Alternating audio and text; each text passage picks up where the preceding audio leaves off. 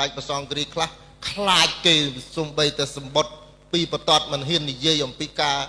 អំពើហិង្សានៅទូលដែនកម្ពុជាថៃផងកំថាឡើយដល់និមន្តទទួលដែននោះមានប្រសងអង្គខ្លះឆ្លៀតថាទេតាធ្វើចឹងខុសវិន័យបាននៅមកទូកទៅខុសវិន័យនោះកូនចៅរបស់យើងស្រឡាញ់អោបកសោបព្រោះញាតិញោមមើលសង្គ្រាមប្រហែលខែនេះអ្នកណាចេញមកខ្លាំងជាងគេពុទ្ធបរិស័ទប្រសង់អាហ្នឹងយើងក៏និយាយរដ្ឋាភិបាលកិច្ចការរបស់លោកធ្វើឲ្យ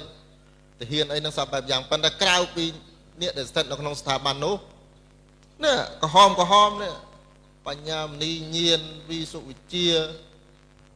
បដិប្រគុណខឹមបូអ្នកណា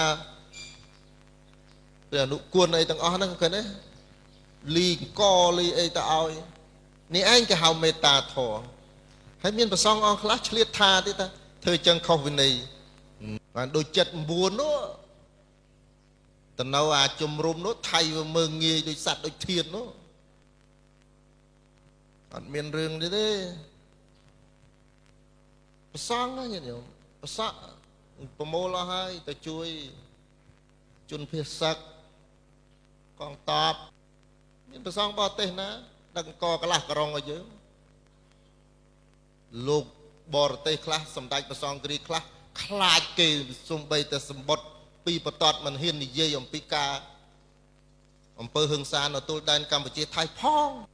កំថាឡើយដល់និមន្តទទួលដែននោះអញ្ចឹងធ្វើយ៉ាងម៉េចមកវិញថានេះប្រធេរៈនេះលះបង់នេះ45 46ព្រះវស្សាឬក៏ពេញមួយបច្ចុប្បន្ននេះត្រូវគោរពត្រូវឲ្យតម្លៃ